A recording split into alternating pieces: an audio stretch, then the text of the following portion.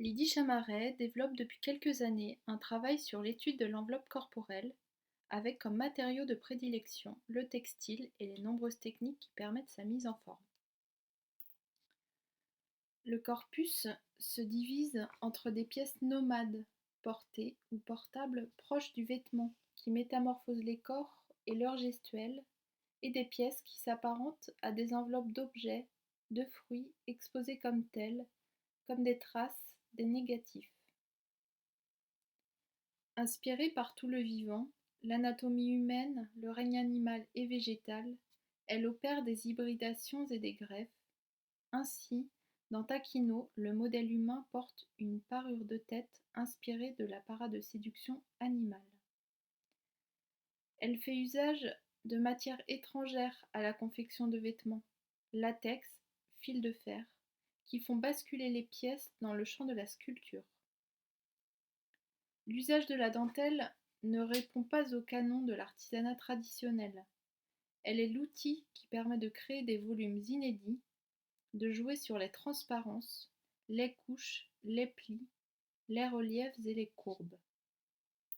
En somme, un vocabulaire formel qui englobe la sculpture et le vêtement en brouillant les frontières entre les deux. Elle détourne le vêtement, en dépasse l'usage et les codes par une approche sculpturale. Elle joue avec la tension et le tombé du tissu, la gravité, l'informe, les matières et les chromatismes, mais aussi l'inscription des volumes dans l'espace. Elle envisage le travail de la matière comme une construction et une déconstruction permanente, opérant des allers-retours incessants entre la forme plane, le patron et le volume. Elle inverse parfois le processus, en partant d'un objet du quotidien pour en retrouver l'épure. Le vêtement disparaît alors qu'il est justement déplié, montré sous toutes ses coutures. Elle s'applique à rendre visible l'architecture de ses œuvres. Elle révèle leur envers, la doublure, le non fini, et rend apparent les étapes de leur fabrication. Patron, fil de bâti. On observe une proximité avec les idées de Martin Margiela, avec ce qui n'est d'habitude pas montré, mais qui rentre dans la conception du vêtement et qu'on occulte ou qu'on délaisse. Le processus, les étapes, le temps.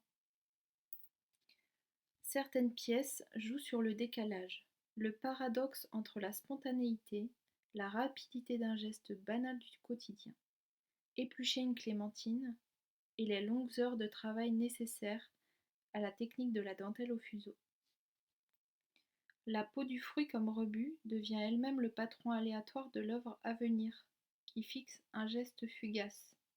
Il en résulte un souvenir de l'anatomie de l'objet rendu sensible, organique, par la fragilité de la dentelle.